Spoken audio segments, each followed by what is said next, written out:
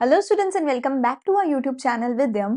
आज हम करने वाले हैं ह्यूमन कैपिटल फॉर्मेशन वाले चैप्टर का वन शॉर्ट मैराथन। एक बेसिक सा क्वेश्चन इस वाले चैप्टर में से बनता है ह्यूमन कैपिटल के इस फॉर्मेशन के सोर्सेज के बारे में।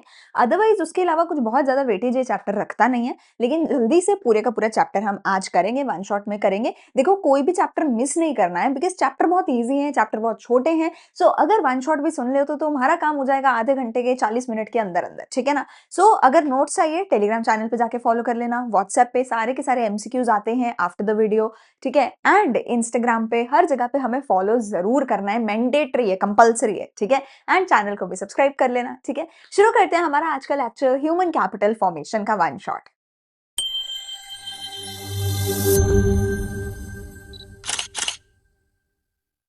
तो स्टार्ट करते हैं हमारे लेक्चर को हमारे पहले ही टॉपिक के साथ, जो टॉपिक है इकोनॉमिक ग्रोथ के बारे में। चैप्टर का नाम क्या है? ह्यूमन कैपिटल फॉर्मेशन, ठीक है। अब इसमें हमें समझना है भैया कि ह्यूमन कैपिटल क्यों फॉर्म करी जाती है, ह्यूमन कैपिटल होता क्या है। लेकिन उस सबसे पहले ना एक इंपॉर्टेंट चीज हमारे पास आती है, इकोनॉमिक ग्रोथ। अच्छा, इस चैप्टर का जो क्वेश्चन भी आता है ना, वो भी इकोनॉमिक ग्रोथ के ऊपर ही आता है कि आगे जो भी हम करेंगे, जो भी हम पढ़ेंगे, उससे इकोनॉमिक ग्रोथ कैसे हो सकती है, ये हम पढ़ते हैं, ठीक है। ये मेनली हमारा क्वेश्चन आता है, ठीक है। इकोनॉमिक ग्रोथ का क्या मतलब है? इसका सिंपल भाषा में मतलब होता है देश के जो जीडीपी के नंबर होते हैं वो ग्रो करने चाहिए, ठीक है। An increase in ability to produce goods and services. किसी भी देश में कितना सामान प्रोड्यूस हो रहा है, ठीक है, किसी भी देश में कितना सामान प्रोड्यूस हो रहा है, उसको बोला जाता है उस देश का जीडीपी, ग्रॉस डोमेस्टिक प्रोडक्ट। और अगर जीडीपी बढ़ रही है, अगर जीडीपी बढ़ रही है तो मतलब तुम्हारी एबिलिटी जो है वो बढ़ रही है, ठीक है ना। और इसी से तुम जीडीपी कैलकुलेट करते हो, इसी से तुम देश की इकोनॉमिक ग्रोथ कैलकुलेट करते हो। तो जिस देश की जीडीपी ज्यादा, उसकी इकोनॉमिक ग्रोथ ज्यादा, जिसकी जीडीपी बढ़ रही है उसकी इकोनॉमिक ग्रोथ बढ़ रही है, ठीक है जी। लेकिन इकोनॉमिक ग्रोथ अचीव करी कैसे जाए, जीडीपी बढ़ाई कैसे जाए, उसके लिए दो काम कर सकते हो। या तो तुम लैंड हो गया, ठीक है, फैक्ट्रीज हो गई, ऐसे सारे फिजिकल फैक्टर्स में इन्वेस्ट करो और अपने फिजिकल कैपिटल को बनाने की कोशिश करो, जो कि मैन मेड चीजें होती हैं, नेचर ने नहीं बनाई, मैन ने बनाई है, इंसान ने बनाई है।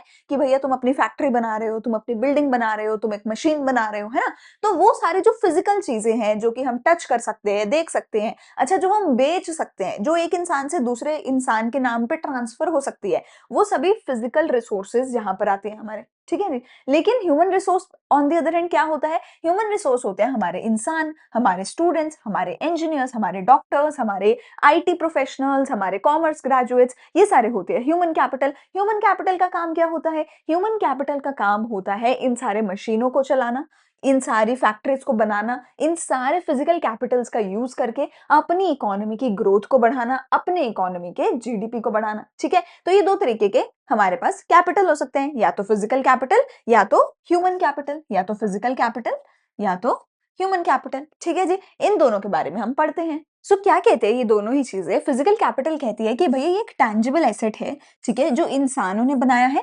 बट जो ह्यूमन कैपिटल है वो है स्किल्स और नॉलेज किसी एक इंसान की, जिससे कि इकोनॉमिक वैल्यू किसी चीज में, किसी देश में क्रिएट करी जा सके। बहुत बेसिक सी मैं पहले तुम्हें मतलब समझाती हूँ। फिजिकल कैपिटल तो यू अंडरस्टैंड राइट, कि मैं इंसान हूं, मैंने कोई फैक्ट्री, बिल्डिंग, मशीन, कुछ भी मैंने बनाया है तो वो फिजिकल कैपिटल है। बट ह्यूमन कैपिटल का क्या मतलब है? क्या हम इंसान ह्यूमन कैपिटल है? जी नहीं, हम इंसान ह्यूमन कैपिटल नहीं है। क्यों नहीं है? हमारे पूरे देश में, फॉर एग्जाम्पल हमारे देश में अराउंड अराउंड 150 करोड़ लोग रहते हैं, ठीक है। एक सेकेंड। हमारे देश में 145 करोड़ है ना, अप्रॉक्स लगा लो, 150 करोड़ लोग हमारे देश में रहते हैं, ठीक है जी। लेकिन क्या ये सारे के सारे लोग ह्यूमन कैपिटल है? जी नहीं। इनमें से कुछ तुम्हारे जैसे बच्चे हैं, स्टूडेंट हैं, जो भी पढ़ाई कर रहे हैं, कुछ बूढ़े ओल्ड एज लोग हैं, कुछ रिटायर्ड लोग होंगे, चलो ठीक है, कुछ बीमार लोग हैं, कुछ हाउस वाइफ्स है, कुछ ऐसे लोग हैं जो वेले भैया दारू पी के पड़े रहते हैं, कोई काम धंधा नहीं करते। तो वो सारे लोग ह्यूमन कैपिटल नहीं है। वो सारे लोग क्या हैं? सिर्फ और सिर्फ ह्यूमन बीइंग्स हैं। वो सारे लोग ह्यूमन बीइंग्स हैं। लेकिन उन लोगों को हमें ह्यूमन कैपिटल बनाना पड़ता है। हमें उन सभी लोगों को ह्यूमन कैपिटल बनाना पड़ता है। कैसे? उन सब में हमें स्किल्स डेवलप करने पड़ते हैं, उन सबको पढ़ाना लिखाना पड़ता है, उनमें ताकत होनी चाहिए, पावर होनी चाहिए, ताकि लेबर है, कोई फिजिकल काम है ना, उठा के इधर से उधर कुछ रख सके, है ना, कंस्ट्रक्शन का काम कर सके, ठीक है। तो जो इंसान ने पढ़ लिख लिया, कोई स्किल्स है, नॉलेज है, पावर है। अब वो सारे इंसान क्या करेंगे, वो सारे के सारे इंसान हमारे देश में पैसा कमाएंगे, काम करेंगे, कुछ प्रोड्यूस करेंगे, प्रोडक्शन करेंगे और देश में क्या करेंगे, पैसा कमाएंगे, मनी को अर्न करेंगे। और सिंपल भाषा में बोलूँ तो वो सारे के सारे लोग हमारे देश की जीडीपी में कंट्रीब्यूशन देंगे। तो वो सारे के सारे लोग हमारे देश के क्या बन जाएंगे, ह्यूमन कैपिटल बन जाएंगे। वो सारे के सारे लोग हमारे देश में क्या बन जाएंगे, ह्यूमन कैपिटल बन जाएंगे। तो अगर 150 करोड़ लोग हमारी जनता में हैं, उसमें से करीब 50 करोड़ लोग ही ऐसे होंगे, 1/3 लोग हमारे देश के ऐसे हैं जो काम कर रहे हैं, पैसा कमा रहे हैं और पूरे देश को खिला रहे हैं, पूरे देश का पेट भर रहे हैं, ठीक है। तो सिर्फ वही लोग जो है ह्यूमन कैपिटल कहलाएंगे, बाकी के लोग ह्यूमन कैपिटल नहीं कहलाएंगे। तो जैसे आज अगर मैं पढ़ा रही हूँ, अपना सर्विस दे रही हूँ, पैसा कमा रही हूँ, so I am a human capital. But तुम लोग अभी जस्ट स्टूडेंट्स हो, तुम अपने माँ बाप से पैसा ले रहे हो, उस पैसे को खर्च कर रहे हो, पैसा अर्न नहीं कर रहे हो अभी। तो अभी तुम नॉर्मल ह्यूमन बीइंग्स हो। अब तुम में से जो जो लोग आगे जाके पैसा कमाएंगे, सिर्फ वही लोग ह्यूमन कैपिटल बन पाएंगे, ह्यूमन कैपिटल कहलाएंगे। तो ह्यूमन कैपिटल क्या है, तुम लोग नहीं हो ह्यूमन कैपिटल, तुम्हारे स्किल्स हैं।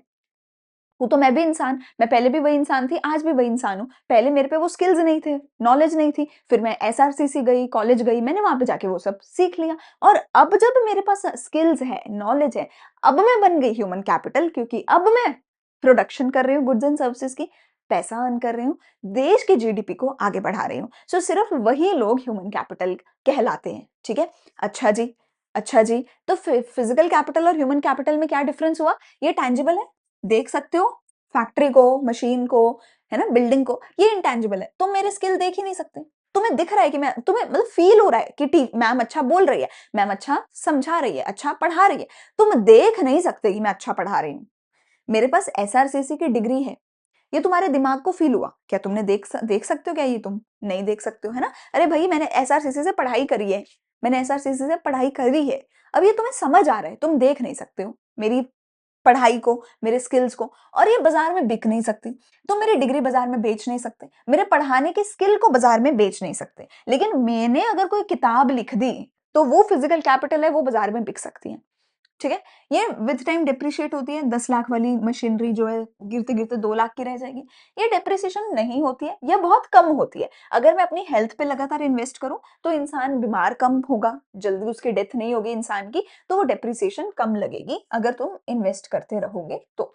अच्छा, मोबिलिटी, भैया फिजिकल कैपिटल को मूव करना बहुत आसान है। आराम से एक्सपोर्ट करो, इंपोर्ट करो, फिजिकल कैपिटल मूव हो जाएगी। इंसानों को मूव करना बड़ा मुश्किल है। तुम्हें उसके लिए वीजा चाहिए, तुम्हें उसके लिए पासपोर्ट चाहिए, है ना, तुम्हें उसके लिए इंटरव्यू देना पड़ता है, तुम्हें कई बार, है ना, बहुत सारा पैसा लगाना पड़ता है, सब करना पड़ता है। अच्छा, कई बार देश मना ही कर देते हैं कि हमारे देश में कोई आएगा ही नहीं बाहर से पढ़ने, हम लेंगे ही नहीं बाहर वाले बच्चों को, बाहर वाले लोगों को। तो यहाँ मूवमेंट बहुत मुश्किल है, लोगों की मूवमेंट बहुत मुश्किल है। सामान के तो बहुत आसान है, ठीक है। क्या होगा, ज्यादा से ज्यादा थोड़ा टैरिफ लगेगा, थोड़ा टैक्स लगेगा, पर उसके बाद सामान इंपोर्ट एक्सपोर्ट तो होगा। ये ओनर से सेपरेट हो सकती है, ये नहीं हो सकती है। अगर मैं एक किताब लिखूं, वो तुम मेरे से सेपरेट कर सकते हो, मैं वो तुम्हें बेच दूंगी, तुम घर ले जा सकते हो। पर मेरे पढ़ाने के स्किल को तुम मेरे से छीन नहीं सकते, मेरे से अलग नहीं कर सकते, ठीक है। अच्छा, फिजिकल कैपिटल को तुम इंपोर्ट करवा के भी बिल्ड कर सकते हो, पर ह्यूमन कैपिटल तुम्हें अपने ही देश में अपने ही लोगों को बनाना पड़ेगा, अपने ही देश में लोगों को पढ़ा लिखा के उनको ह्यूमन बीइंग से ह्यूमन कैपिटल बनाना पड़ेगा, ठीक है जी। अच्छा, अब ह्यूमन कैपिटल बनाई कैसे जाए? मैंने तुम्हें बोला ना कि जब तुम पैदा हुए हो, पैदा तो देश में 150 करोड़ लोग हुए हैं, पर वो सारे ह्यूमन कैपिटल नहीं है। वो ह्यूमन रिसोर्स हैं, ह्यूमन बीइंग हैं, ह्यूमन कैपिटल नहीं है। वो सारे, वो 150 करोड़ लोग, उनमें से सिर्फ 50 ही करोड़ ऐसे लोग होंगे, 1/3, है ना।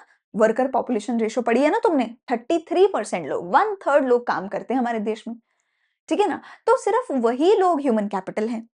एंड मेरा ये कोशिश रहेगा, मेरा ये गोल रहेगा कि मैं ज्यादा से ज्यादा लोगों को इस वाले ब्रैकेट में से, ह्यूमन बीइंग वाले ब्रैकेट में से निकाल के कहा ट्रांसफर करूं, ह्यूमन कैपिटल वाले ब्रैकेट में डालूं, और ज्यादा से ज्यादा लोगों को नॉर्मल ह्यूमन बीइंग से ह्यूमन कैपिटल में कन्वर्ट करने के प्रोसेस को ह्यूमन कैपिटल फॉर्मेशन बोला जाएगा, ठीक है। क्या कहा मैंने, ज्यादा से ज्यादा लोगों को ह्यूमन बीइंग से ह्यूमन कैपिटल में कन्वर्ट करने के प्रोसेस को ह्यूमन कैपिटल फॉर्मेशन बोला जाएगा।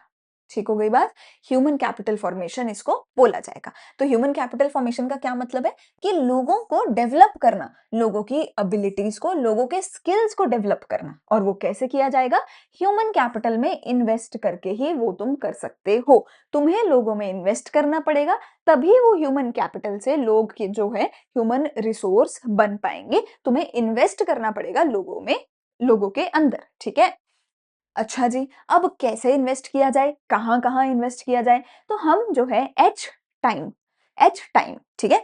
इसमें इन्वेस्ट करें तो हमारे पास जो है ह्यूमन कैपिटल बन जाएगा ह्यूमन बीइंग से।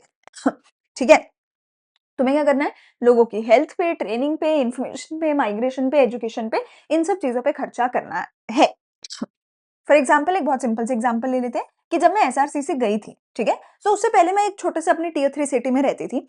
अच्छा, मैंने अपनी इंफॉर्मेशन में इन्वेस्ट किया, अपना टाइम, अपनी एनर्जी, है ना, अपना पैसा, सब कुछ मैंने इंफॉर्मेशन में इन्वेस्ट किया और मैंने इंफॉर्मेशन इकट्ठी करी कि इस देश में बेस्ट कॉलेज कौन है, एसआरसीसी, वो इतनी प्लेसमेंट देता है, इतना खर्चा होता है, ये होता है, वो होता है, और उसके लिए मुझे मैथ्स पढ़ना पड़ेगा, ये करना है, वो करना है। तो मैंने वो इंफॉर्मेशन कलेक्ट करी। अच्छा, मैंने पहले मैथ्स लिया नहीं था। फिर जब मैंने ये इन्फॉर्मेशन कलेक्ट करी कि एसआर के लिए तो मैथ्स कंपल्सरी है, तो फिर जाके मैंने मिड ईयर मैथ्स लिया स्पेशली एसआर की वजह से। ठीक है ना? सो फिर मैंने इन्फॉर्मेशन कलेक्ट करी, उसकी वजह से मैंने अपना अगला स्टेप लिया। अगला स्टेप क्या लिया कि मैंने एजुकेशन करी कहाँ से? एसआरसीसी से, दिल्ली से। अब मैं तो दिल्ली में नहीं रहती थी, तो मैंने माइग्रेट भी किया अपने टियर 2, टियर 3 सिटी से दिल्ली में मैंने माइग्रेट भी किया। ठीक है ना? तो पहले मैंने इन्फॉर्मेशन कलेक्ट करी है भैया हर चीज़ के लिए। अगर मैं इन्फॉर्मेशन ही ना कलेक्ट करती, तो मैं तो 2 साल मैथ्स ही ना पढ़ती, और बिना मैथ्स के मेरे टाइम पे एडमिशन होता नहीं था। आज हो जाता है, ठीक है? मेरे टाइम पे तो नहीं होता था बिना मैथ्स के। तो फिर अगर मैं मैथ्स ही ना लेती तो 2 साल पीछे तो नहीं जा सकती थी ना, तो फिर एसआरसीसी मैं कभी जा ही ना पाती। सो फिर मैंने मैथ्स लिया, फिर मैंने एसआरसीसी की तैयारी करी। अच्छा, फिर जब मेरा क्रैक हो गया, तो मैंने क्या किया? दिल्ली में माइग्रेट किया, छोटे शहर से अपना बोरिया बिस्तरा उठा के, है ना? वहाँ पर गए, बड़े शहर में गए, वहाँ पर जाके अपनी एजुकेशन कंप्लीट करी। कॉलेज के थ्रू आपकी इंटर्नशिप भी लगती है, तो कॉलेज ही तुम्हें ट्रेन भी करता है कि आगे जाके काम कैसे करना है, पैसा कैसे कमाना है, नौकरी कैसे करनी है। और अपनी हेल्थ पे भी भैया तुम टाइम टू टाइम खुद खर्चा करते ही रहते हो। अपना जिम, प्रोटीन, अच्छा खाना-पीना, ये सब, है ना? सरकार तो करती नहीं है, सरकार तो देती नहीं है साफ हवा, पानी हमें, पर हमें खुद को तो करना पड़ेगा थोड़ा बहुत, है ना? तो हमें अपनी हेल्थ पे सबसे पहले खर्चा करना है। टोटल किन-किन चीज़ों पे करना है? एच, टाइम, इन सभी चीज़ों पे खर्चा करना है। एक-एक करके देखते हैं कि कहाँ-कहाँ पे इन्वेस्ट करने से हम ह्यूमन बीइंग से ह्यूमन कैपिटल बनेंगे। सबसे पहला तो आता है कि भैया हमें क्या करना है? अपनी हेल्थ पे खर्चा करना है। हेल्थ पे खर्चा कैसे करना है? ये चारों पॉइंट्स हैं, ये चारों याद ज़रूर कर लेना, इम्पोर्टेंट है। पूछा जाता है कि हेल्थ पे कहाँ-कहाँ खर्चा कर सकते हो? सबसे पहले प्रिवेंट करो। कोशिश करो कि तुम बीमार पड़ो ही ना। कोशिश करो कि तुम बीमार पड़ो ही ना। तुम जो है ऐसा कुछ करो ही मत जिससे तुम बीमार पड़ो। ट्राई करो कि prevention is better than cure. तो प्रिवेंट कर दो, बीमार हो ही ना। उसके लिए तुम वैक्सीनेशन लो, है ना? अपने आप को बचा के रखो किसी भी बीमारी से। फिर भी चलो बीमार तो हो ही सकता है इंसान। अगर तुम बीमार हो गए तो तुम उसको जल्दी से जल्दी क्योर करो, क्यूरेटिव मेडिसिन लो, ठीक है? और जल्दी से जल्दी अच्छे से अच्छा ट्रीटमेंट लेके बीमारी को ठीक करो। अच्छा, अगली चीज़ है सोशल मेडिसिन। लोगों को एडुकेट करो, लोगों को पढ़ाओ, लोगों को समझाओ कि कौन-सी चीज़ तुम्हारे लिए सही है, कौन-सी चीज़ तुम्हारे लिए गलत है, कैसे अपनी हेल्थ पे तुम्हें फ़ोकस करना है। जैसे कि यूट्यूब पे चैनल है ना फूड फार्मर, तो वो बहुत अच्छा काम कर रहे हैं। वो क्या करते हैं, वो हमें बताते हैं कि कौन-सा बिस्किट में कौन कितना मैदा है, कितना मीठा है, चीनी है, ऑयल है ना? वो हमें सब बताते हैं कि भैया आप अपनी हेल्थ पे हेल्थ को कैसे बचा सकते हो खराब होने से, कैसे बचा सकते हो खराब चीज़ों से, ठीक है? सो he tell all of that. सो वो क्या कर रहे हैं? वो सोशल मेडिसिन दे रहे हैं, वो हेल्थ लिटरेसी फैला रहे हैं। अगला है provision of clean drinking water and good sanitation. साफ हवा और पानी सरकार को हमें देना चाहिए। नहीं दे रही है सरकार, दिल्ली सरकार नहीं दे रही है ना? अच्छा, चाइना की बहुत यहाँ पे एग्ज़ाम्पल दी जाती है कि चाइना में भी पहले एक उनकी टोक्यो में पता नहीं कौन से सिटी में दिल्ली जैसे ही बहुत बुरा हाल था, बहुत बुरा एक्यूआई था, बहुत ज़्यादा पॉल्यूशन था, ठीक है? तो उन्होंने 10 इयर्स 10 साल के अंदर-अंदर उस एक्यूआई को वो बिल्कुल नीचे ले आए, एकदम साफ कर दी पॉल्यूशन। तो अगर सरकार चाहे तो 10 साल के अंदर-अंदर सब सही कर सकती है, पर सरकार को तो भैया अपनी वोट से छुटकारा नहीं मिल रहा है, वोट इकट्ठा करने से, है ना? तो सरकार क्या करे? Clean drinking water, good sanitation लेकर आए, ताकि लोग हेल्दी रहें, साफ-सुथरे रहें, खुश रहें, है ना? हेल्दी रहें। तो अगर हम ये सब कुछ करेंगे तो हमारी हेल्थ अच्छी रहेगी और एक हेल्दी पर्सन जो है ज़्यादा टाइम तक काम कर सकता है, बहुत जल्दी काम करना लग सकता है, ज़्यादा उम्र तक काम कर सकता है, ज़्यादा उम्र तक जी सकता है। लोगों पे बर्डन नहीं बनेगा, जो बीमार हो जाता है वो बर्डन बनता है, फिर उसकी दवाई के चक्कर में ही पूरा घर बिक जाता है, ठीक है ना? तो वो सारी प्रॉब्लम सॉल्व हो सकती हैं अगर तुम हेल्दी रहोगे तो। फिर ये ट्रेनिंग, तुम्हें ट्रेन करना पड़ेगा खुद को, या तो ऑन द जॉब कर लो, विद इन द कंपनी कर लो, या तो ऑफ द जॉब ट्रेनिंग कर लो। ट्रेनिंग से क्या होगा, तुम्हें पता चलेगा काम कैसे किया जाता है और जो काम शायद तुम पहले 2 घंटे में करते थे, अब वही काम शायद तुम आधे घंटे में, 20 मिनट में कर दोगे। तो तुम्हारी स्किल बढ़ेंगे, तुम्हारी एफिशिएंसी बढ़ेगी। एफिशिएंसी क्या होता था? मिनिमम कॉस्ट में, है ना? कम पैसे में ज़्यादा काम कर पाओगे। प्रोडक्टिविटी बढ़ेगी, कम टाइम में ज़्यादा काम करोगे, ज़्यादा प्रोडक्शन करोगे, ज़्यादा अच्छे से काम कर पाओगे, अगर तुम अपने आप को ट्रेन करते हो तो। कॉलेज आपको इंटर्नशिप्स वगैरह देता है, सीए करने से पहले आर्टिकलशिप करनी होती है। They all of them are a form of training, ठीक है? फिर है इन्फॉर्मेशन, तो इन्फॉर्मेशन मैंने बताया कि अगर मुझे पता ही नहीं होता कि एसआरसीसी एग्जिस्ट करता है and I should target SRCC, I should go to SR, तो मैं कभी मैथ्स लेती ही नहीं अगर मुझे ये सब पता ही नहीं होता। और मैं अगर मैथ्स ही नहीं मैंने लिया होता तो 12th तक 2 साल मैं तो बिना मैथ्स के पढ़ लेती, फिर मेरा चांस ही नहीं रहता वहाँ जाने का। तो इन्फॉर्मेशन थी मेरे पास, तभी मुझे पता चला कि मुझे क्या करना है और कहाँ जाना है, कहाँ जाके क्या मेरा करियर बनेगा। अब तुम्हें भी अगर पता ही नहीं हो कि देश का बेस्ट कॉलेज एसआर है, उसमें इतने की तुम्हें प्लेसमेंट मिलती है, ठीक है? अच्छा, वहाँ पे जाके वहाँ जाने के लिए तुम्हें सीयूटी देना पड़ता है। अगर तुम्हें ये पता ही नहीं होगा, तो तुम कभी करोगे नहीं। करोगे ही नहीं तो करियर अपना नहीं बना पाओगे उतना अच्छा। So information is very important. अगर इन्फॉर्मेशन होगी तभी डिसीजन ले पाओगे कि अपना टाइम और सारा कुछ कहाँ इन्वेस्ट करना है, ठीक है? अच्छे से यूटिलाइज कर पाओगे अपने आप को, अपनी स्किल्स को, अपनी हर चीज को, ठीक है ना? अब अगर मैं एसआरसीसी नहीं गई होती तो प्रोबेबली मैं शायद यूट्यूब चैनल नहीं खोला होता, नहीं पढ़ा रही होती, अपने छोटे से शहर में ही कुछ छोटा मोटा काम कर रही होती। So it is only because of the information कि मैंने जो है इफेक्टिव यूटिलाइजेशन किया अपने स्किल्स का, ठीक है ना? अच्छा, फिर मैंने माइग्रेट किया, छोटे शहर से बड़े शहर में गए। आप टियर 2, टियर 3 से टियर 1 सिटी में जा सकते हो। छोटे शहर देश से बड़े देश में जा सकते हो। रूरल एरिया से अर्बन एरिया में जा सकते हो एंड माइग्रेशन करने से भी आप बहुत एक बेहतर इंसान बन सकते हो, क्योंकि माइग्रेशन करने से यू गेट टू नो कि भैया दुनिया में क्या चल रहा है। तुम्हारा वर्ल्ड व्यू बहुत ज़्यादा एक्सपैंड होता है, ठीक है? मतलब मैं भी दिल्ली पहले गई थी, 2-3 बार पहले गई थी, पर जब कॉलेज मिला और कॉलेज की वजह से when I went to Delhi, then I realised कि भाई ये दुनिया तो मेरे शहर से बहुत बड़ी है। यहाँ तो भैया इतना ऐसे सा कुछ चल रहा है जो मुझे पता ही नहीं था ये एग्जिस्ट भी करता है। तो आपका वर्ल्ड व्यू एक्सपैंड होता है। देन यू रियलाइज कि अच्छा नहीं, अब मैं और बड़े कॉलेज में जाऊँगी, एमबीए और अच्छे कॉलेज से करूँगी। अब मैं इतना पैसा कमाऊँगी, ये करूँगी, वो करूँगी। सो माइग्रेट करते हो, बेहतर जगह पे जाते हो तो बहुत अकल आती है। अच्छा, जितना माइग्रेशन करने में तुम्हारा खर्चा होता है, उससे कई गुना ज़्यादा अर्न तुम कर सकते हो एक बेटर जगह पे माइग्रेट करके। अब जैसे बहुत लोगों को तो ये लगता है यार कनाडा नहीं जाएँगे, ठीक है, 10-20 लाख रुपए लगेंगे, इतना पैसा कौन खर्चा करे? बट वहाँ जाके you can earn much more than what you have invested. जितना खर्चा हुआ, मैं दिल्ली गई तो मेरा हर महीने 10, 20, 30 हज़ार का खर्चा होता था, रेंट का, बिजली पानी का, रहने का, आने-जाने का। बट वहाँ पे रह के you can earn much more than whatever is your expense, उससे यू कैन अर्न बहुत ज़्यादा। सो माइग्रेशन भी अच्छे से करनी चाहिए आपको, migration is also a good thing, ठीक है?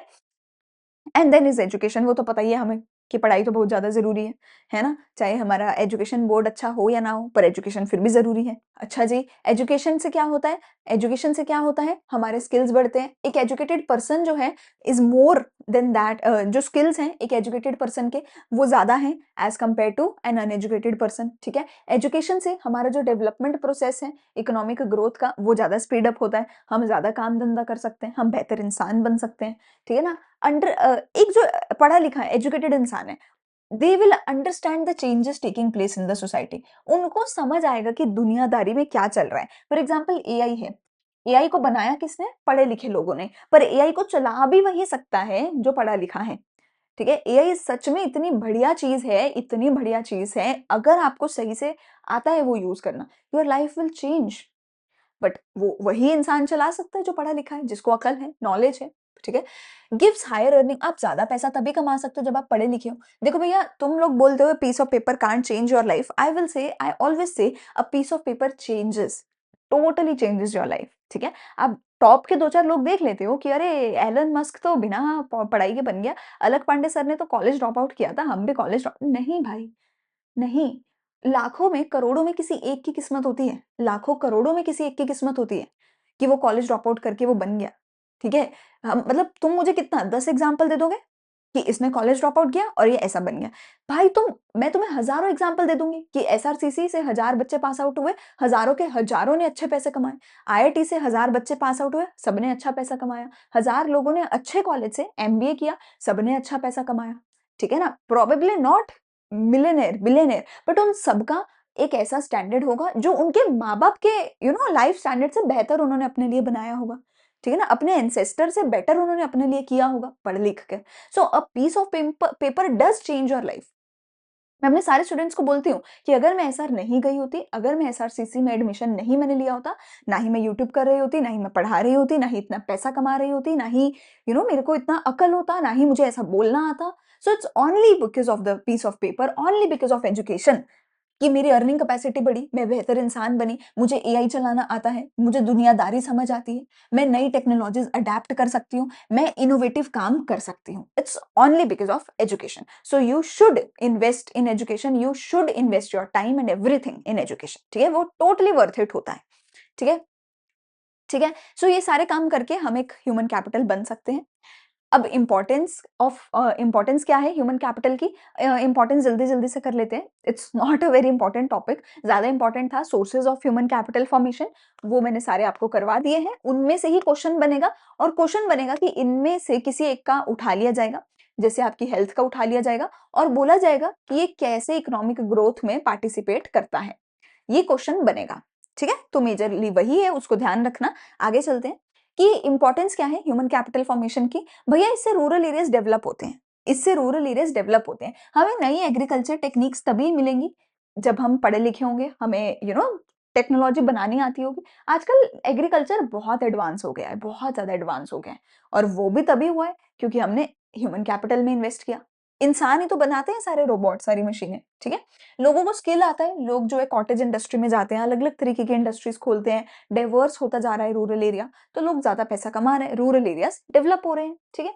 देश का इकोनॉमिक ग्रोथ होता है, अगर ज़्यादा प्रोडक्टिव होगी लेबर फोर्स, ठीक है, उनके पास नॉलेज एंड स्किल ज़्यादा होंगे, तो वो जीडीपी में ज़्यादा कंट्रीब्यूशन करेंगे, ज़्यादा इकोनॉमिक ग्रोथ करेंगे, ठीक है ना? इससे लोगों को एम्प्लॉयमेंट भी ज़्यादा मिलेगी और लोग ज़्यादा पैसा भी अर्न कर पाएँगे, ठीक है? लोगों का अकल मॉडर्न आउटलुक होगा, लोगों का दिमाग जो है मॉडर्न बनेगा, लोग जो है वही घिसी-पिटी छोटी सोच वाली बातें नहीं करेंगे, अगर वो ह्यूमन कैपिटल बन जाते हैं तो।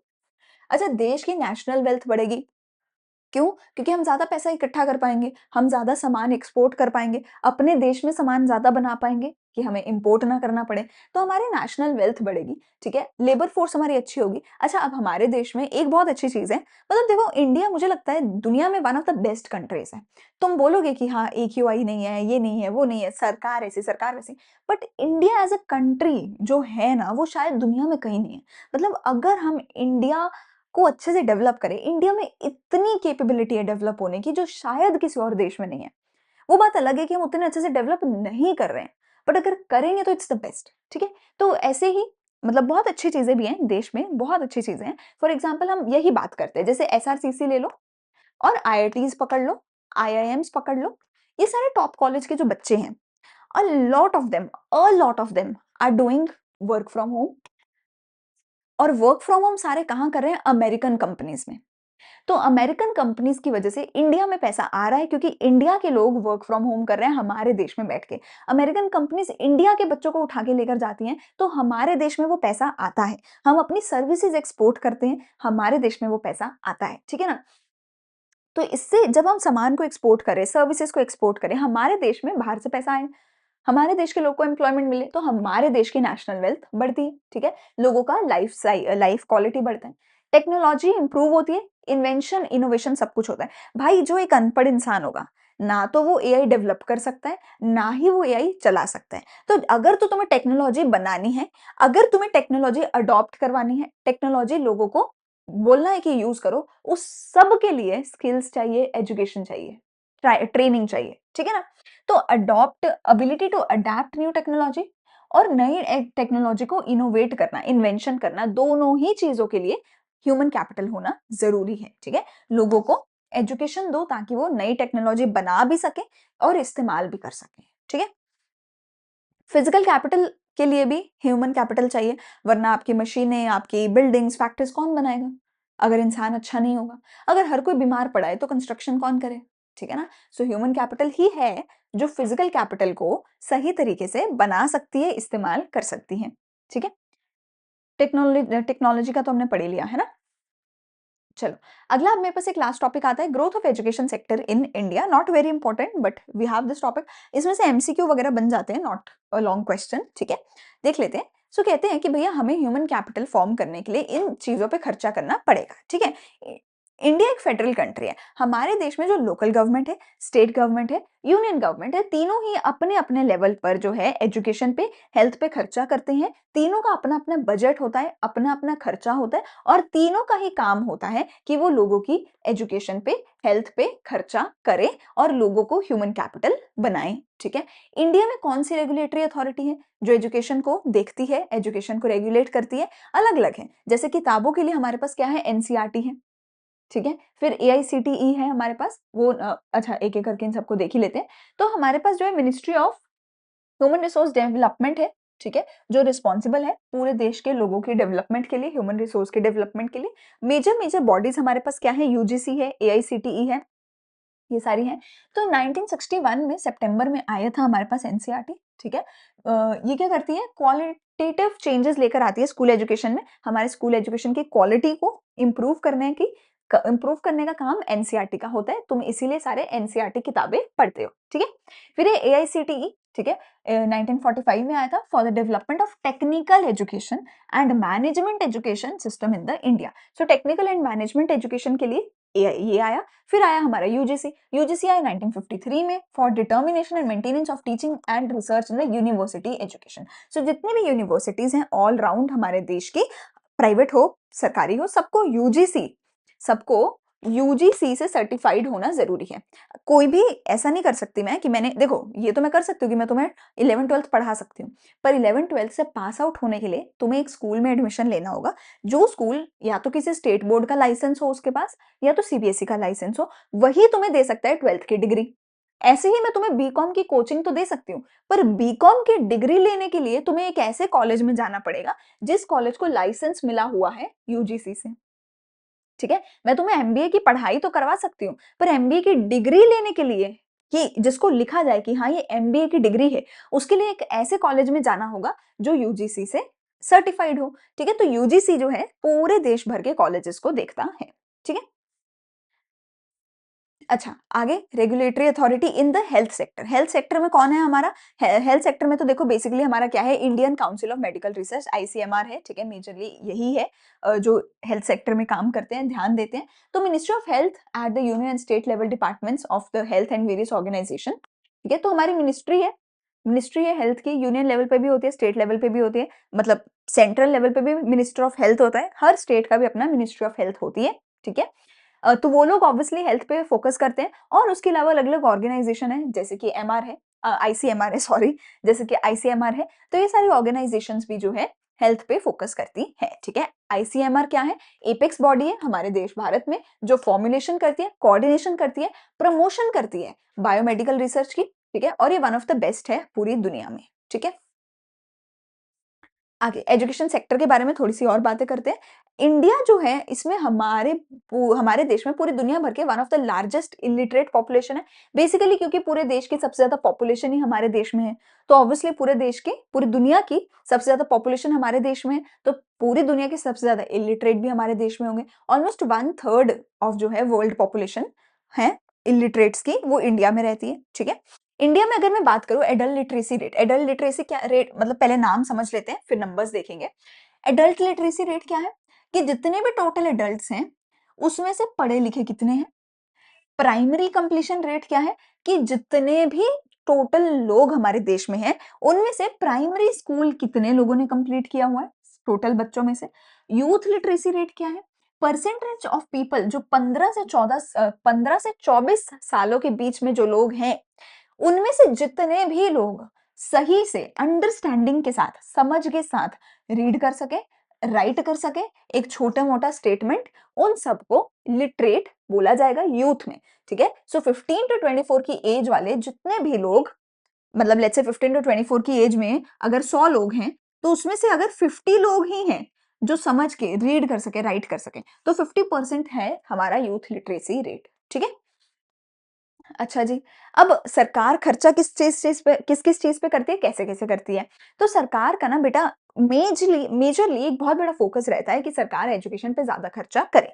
हर बजट में हर बार सरकार का ये मोटिव होता है, ये है ना एक मेन फ़ोकस होता है कि बजट पे ज़्यादा खर्चा किया जाए, ठीक है? So the expenditure by the government on the education ये इंडिकेट करता है कि सरकार कितना इम्पोर्टेंस दे रही है पढ़ाई-लिखाई को, ठीक है? इसको 2 तरीके से चेक किया जा सकता है। एक सरकार ने जितना खर्चा किया, उसमें से टोटल खर्चा एजुकेशन पे कितना किया और 2 टोटल जितना जीडीपी है, उसमें एजुकेशन का कितना कंट्रीब्यूशन है। अगर हम ये दोनों चीज़ें चेक करें, तो उससे हमें पता चल सकता है कि हमारे देश में एजुकेशन को कितना इम्पोर्टेंस दिया जा रहा है। ठीक है जी? अगर मैं बात करूं सरकार हमेशा से सरकार का फोकस रहा है कि अपने टोटल गवर्नमेंट बजट के टोटल खर्चे में ज्यादा खर्चा करे एजुकेशन पे तो जहां पहले हम सिर्फ 7-8% था कि मतलब सरकार अगर 100 रुपए खर्च करती है एक साल में उसमें से सिर्फ 7 रुपए पहले एजुकेशन पे खर्च किए जाते थे 8 रुपए अब 15 रुपए एजुकेशन पे खर्च करे जाते हैं तो ऑब्वियसली बहुत ही अच्छा इंप्रूवमेंट है जीडीपी का कितना परसेंटेज है पहले अगर मेरी जीडीपी 100 रुपए थी और सिर्फ 0.6 रुपीज एजुकेशन से आते थे लेकिन अब 4 रुपए मेरी जीडीपी 100 रुपए में से 4 रुपए जीडीपी के जो है एजुकेशन से आते हैं सो 4% अब कंट्रीब्यूशन है एजुकेशन सेक्टर का सो ये दोनों ही नंबर मुझे दिखाते हैं कि काफी सिग्निफिकेंट इंप्रूवमेंट है बट ये नंबर्स अभी भी काफी कम है specially the GDP number is very less very very less तो ये अभी भी बहुत ज्यादा कम है अभी भी हम सबको दिखता है हमारा एजुकेशन सेक्टर बहुत अच्छा नहीं है कॉलेजेस अच्छे नहीं है स्कूल्स अच्छे नहीं है टीचर्स भी अच्छे नहीं है टीचर्स को ट्रेन नहीं किया गया है अ लॉट ऑफ टाइम्स जो टीचर्स हैं उनको खुद को नहीं आता होता स्पेशली सरकारी स्कूलों में सो टीचर ट्रेनिंग पे हमें फोकस करना है ठीक है अभी काफी इंप्रूवमेंट की जरूरत है but we should also look at the positive side कि ऑलरेडी काफी इंप्रूवमेंट हुआ है ठीक है 50-60 सालों में ऑलरेडी काफी इंप्रूवमेंट हुआ है हमारी सरकार राइट टू एजुकेशन लेकर आई कि हर वो बच्चा जो 6 से 14 साल की उम्र का है वो पढ़ेगा उसका राइट होगा माँ बाप पैसा लगा के प्राइवेट में पढ़ाएं तो पढ़ाएं वरना सरकार आपको फ्री में सरकारी स्कूल में पढ़ाएगी और इस उम्र से पहले अगर तुमने बच्चे को स्कूल से निकाला अगर तुमने बच्चे से मजदूरी करवाई तो तुम्हें जेल के अंदर डाल दिया जाएगा भाई देखो ये बहुत जरूरी है मतलब तुम बच्चे को पैदा कर रहे हो तो तुम ये नहीं बोल सकते कि हाँ मैंने तुझे पैदा किया है अब तो मेरे अकॉर्डिंग चलेगा हमारे माँ बाप को लगता है कि मैंने पैदा किया है तो ये मेरा गुलाम हो गया ऐसा नहीं है तुमने पैदा किया है उल्टा तुम उसके गुलाम हो तुम्हारी जिम्मेदारी है कि बच्चे को सही एजुकेशन मिले बच्चे को सही सारा कुछ मिले बच्चा ना ऊपर से सोच के नहीं आता कि मैं नालायक बनूंगा मैं ना जिंदगी भर फेल होऊंगा बच्चा ऊपर से सोच के नहीं आता इट्स द पेरेंट्स जिसकी वो रिस्पॉन्सिबिलिटी है कि वो बच्चे को सही एजुकेशन दें सही गाइडेंस दें सही सारा कुछ दें ठीक है सो पेरेंट्स को बोला है सरकार ने कि तुम्हारी जिम्मेदारी है 6 से 14 साल के बीच में अपने बच्चे को स्कूल में डालोगे और लगातार डाले रखोगे पढ़ाते रहोगे निकालोगे नहीं स्कूल से पैसा नहीं है सरकारी में ले आओ पर डालो काम मत कराओ ठीक है फिर एजुकेशन सेस तो सरकार ने 2% एजुकेशन सेस लगाया हुआ है सारे यूनियन टैक्सेस पे जो कि हम लोगों की जेब से ज्यादा है ठीक है बट आई थिंक एजुकेशन पे खर्चा करने के लिए एटलीस्ट मैं कभी नहीं रोने वाली हूँ अगर मेरी जेब से जितना भी एजुकेशन पे जा रहा है पैसा I will be happy to invest that ठीक है तो स्प्रेडिंग और सरकार क्या करती है उस पैसे को कहाँ खर्च करती है एलिमेंट्री स्कूल लेवल एजुकेशन पे खर्च करती है ठीक है फिर गवर्नमेंट जो है काफी अच्छा खासा लोन भी देती है आपको मतलब अगर आप एक अच्छे एमबीए कॉलेज से या किसी भी एक टॉप कॉलेज से अगर आप कुछ भी परस्यू कर रहे हो कोई भी डिग्री कर रहे हो सो गवर्नमेंट आपको काफी अच्छा खासा लोन देती है और काफी कम इंटरेस्ट रेट पे काफी इजीली देती है ठीक है फिर क्या है सरकार को डिस्पाइट ऑल ऑफ दिस सरकार को जो है काफी ज्यादा इंटरवेंशन करना पड़ेगा सरकार को काफी ज्यादा स्टिल मैंने जैसे बोला कि अभी बहुत बुरे हाल हैं बहुत इंप्रूवमेंट हुआ है पर अभी भी बहुत बुरे हाल हैं तो सरकार को अभी भी इंटरवेंशन करना पड़ेगा क्यों क्योंकि एजुकेशन का एक लॉन्ग टर्म इम्पैक्ट होता है जैसे मैंने बोला कि अगर मैं 11th-12th में मैथ्स नहीं लेती मैं कभी ऐसा नहीं जा पाती कंपलसरी था भैया मैथ्स तो मैं अपने 2 साल रिवर्स नहीं कर सकती मैं अपने 2 साल रिवर्स नहीं कर सकती थी अगर मैथ्स नहीं लिया होता मैं नहीं जा पाती वो रिवर्स नहीं हो पाता ऐसे ही बच्चा 10-12 साल स्कूल में रहता है, 12 तो कम हो गया, 18 साल बच्चा स्कूल में 18-15 साल लग मुझे नहीं पता यार, 12-15 साल तुम स्कूल में रहते हो। वो 12-15 साल में तुमने जो सीखा, ज जो देखा, जो किया, वो रिवर्स नहीं हो सकता और तुम जो बन गए हो, अब 12th क्लास तक जो तुम बन गए हो, तुम इसी को कैरी फॉरवर्ड करोगे। अब ये चेंज नहीं हो सकता, व्हाटएवर यू हैव बिकम। तो एजुकेशन का इम्पैक्ट अर्ली ईयर्स से शुरू होता है और उम्र भर रहता है। सो इसीलिए इट्स वेरी इंपॉर्टेंट कि वो इम्पैक्ट सही हो, वो इम्पैक्ट गलत ना हो, ठीक है? अच्छा, इन्फॉर्मेशन, लोगों को इन्फॉर्मेशन नॉलेज नहीं है, क्या सही है, क्या गलत है। टियर 3 सिटीज़ में ऑनेस्टली लोगों को नहीं पता होता कि एसआरसीसी क्या है। I mean a lot of people know at least about SRCC, but a lot of you, even you guys don't know कि और क्या-क्या ऑप्शंस हैं, राइट? सो इन्फॉर्मेशन नहीं होती है, सरकार का काम है, सरकार लोगों को बताए सारा कुछ। हर एक इंसान का, हर एक बच्चे का फंडामेंटल राइट है कि उसे पढ़ाया-लिखाया जाए। पैदा हुए हो, पढ़ाई-लिखाई तुम्हें देनी चाहिए। ये फंडामेंटल राइट है हर एक इंसान का, तो सरकार ये इंश्योर करवाए। और सरकार इंश्योर करे कि मोनोपोली नहीं होनी चाहिए, गवर्नमेंट को इंटरफेयर करना पड़ेगा। अगर at least in the education sector, government, हर देश की गवर्नमेंट ने एजुकेशन को तो ऑलमोस्ट फ्री कर रखा है और टॉप क्लास एजुकेशन को फ्री कर रखा है कि भैया पढ़ाई तो तुम्हें देंगे और ऐसी देंगे कि भैया तुम बेस्ट बनो। तो सरकार इंश्योर करे कोई प्राइवेट मोनोपोली ना कर ले इसमें कि अच्छा पैसा दो तभी पढ़ सकते हो वरना नहीं पढ़ सकते। ये नहीं होना चाहिए। तो गवर्नमेंट ही जो है मोनोपोली को भी चेक पे रख सकती है, ठीक है? अच्छा, इतने सालों में हमने क्या अब नंबर्स अचीव करे हैं? अब एक बार नंबर्स देख लेते हैं। एडल्ट लिटरेसी रेट 61 से बढ़ के 81 हुआ है। Very, very good improvement, but 81 is very less. मतलब लिटरेसी रेट 100% होना चाहिए। ठीक है? 60, 70, 80, 90, 95 कोई अच्छा नहीं है। लिटरेसी रेट सिर्फ एक ही अच्छा है और वो क्या है? 100%। हमें जिस दिन 100% एजुकेशन लिटरेसी मिल गई, उस दिन अच्छा होगा। एंड वो भी मैं तुम्हें बता दूँ कि लिटरेसी की मतलब ये नहीं होता कि सबने बीकॉम कर लिया। लिटरेसी का सिंपल, बहुत बहुत ही बेसिक, तुम अगर लिख सकते हो ना एक लाइन लिख सकते हो, अपने सिग्नेचर कर सकते हो, थोड़ी-सी हिंदी, थोड़ी-सी इंग्लिश आती है, you are literate. So even if हम बोल दें कि 100% लिटरेसी रेट है, तो भी क्वालिटी बहुत बुरी हो जाएगी। बट एटलीस्ट इतना, मतलब सोचो 20% लोगों के पास तो वो भी नहीं है। So that's even still a very bad thing. But हाँ, इम्प्रूवमेंट काफ़ी अच्छी है ना? 25 सालों में इम्प्रूवमेंट अच्छी है। फीमेल की बात करें तो वो तो बहुत ही पीछे है। फीमेल तो जो है अभी 63% पे है, तो काफ़ी काम करना बाकी है। प्राइमरी कंप्लीशन की बात करी जाए तो 94% मेन और 99% वुमेन अपना प्राइमरी स्कूल पास करती है। ऐसा क्यों? क्योंकि वुमेन 99 एक तो इसलिए करती है कि उनको प्राइमरी करते ही निकाल दिया जाता है स्कूल से। घर वाले शादी करवा देते हैं, है ना? घर वाले घर पे बिठा लेते हैं। लड़कों का प्राइमरी कंप्लीशन रेट जो है कम क्यों है? वो इसलिए होता है क्योंकि लॉट ऑफ टाइम माँ-बाप जो है बहुत ज़्यादा गरीब होते हैं, तो छोटे बच्चे को ही लेबर में लगा देते हैं। छोटे मेल को ही, फीमेल नहीं लगाते हैं लेबर में, बट लड़के को लगा देते हैं। बट अगर ऊपर जाए, बड़े लेवल पे बात करी जाए, तो वुमेन को प्राइमरी करते ही स्कूल से निकाल दिया जाता है। माँ-बाप घर पे बिठाते हैं। इसीलिए यूथ लिटरेसी कम है, इसीलिए एडल्ट लिटरेसी उनका कम है, ठीक है? उनको बस प्राइमरी पढ़ा के ही स्कूल से घर बिठा दिया जाता है। वुमेन का इसीलिए प्राइमरी ज़्यादा है, लेकिन यूथ और एडल्ट लिटरेसी उनका बहुत कम है एज़ कंपेयर टू मेल। तो मेल का यूथ लिटरेसी 92 है, फीमेल का जस्ट 87 है, ठीक है? बट अगेन देखो तुम, numbers have been improving over the years, numbers बहुत इम्प्रूव हुए हैं ओवर द ईयर्स, ठीक है? काफ़ी हमें पहले से तो बेहतरीन हमें देखने को मिलता है, ठीक है? पर जैसा मैंने बोला कि एक ही नंबर अच्छा है और वो अच्छा नंबर क्या है? एजुकेशन फॉर ऑल, यानी कि 100% लिटरेसी ही अच्छी है, तो अभी वो तो काफ़ी दूर की बात है, क्योंकि अभी तो 80% की लाइन में हम चल रहे हैं, ठीक है ना? तो सरकार तो चाहती है कि हो जाए, बट हो नहीं रहा है, ठीक है? लिटरेसी रेट्स जो है ऑब्वियसली बड़े हैं, 18 से 74% हुआ है ओवरऑल पूरे देश भर का literacy rate, which is very impressive, but still हमें जो है 26% जो लोग बचे हैं, मोर देन 1/4 है ना? उसको भी लिटरेट बनाना है और 100% लिटरेसी हमें लेके आनी है। हमें जेंडर इक्वालिटी बनानी है। पहले से बहुत बेहतर है, बहुत बेहतर है। पहले तो वुमेन को प्राइमरी तक भी नहीं पढ़ाया जाता होगा, पेट में मार दिया जाता था, है ना? पहले से तो बहुत ही बेहतर है। जेंडर इक्वालिटी आज की डेट में, ठीक है, जेंडर इक्वालिटी बहुत बेहतर है पहले से। एडल्ट्स का भी लिटरेसी रेट अब बेहतर हुआ है। विमेन का भी मेल का भी फीमेल का भी लिटरेसी रेट बेटर हुआ है और उनके बीच का जो गैप था वो अब कम हुआ है, जिसकी वजह से अब हमें समझ आता है कि हाँ, हम पहले से बेहतर हैं। पहले अगर हम हमारा एडल्ट लिटरेसी रेट देखें फीमेल्स का दुनिया भर से कंपैरिजन में, तो इंडिया में अभी भी सिर्फ ऑलमोस्ट 60% है, पर बाकी दुनिया में 90 से ऊपर ही है सब में।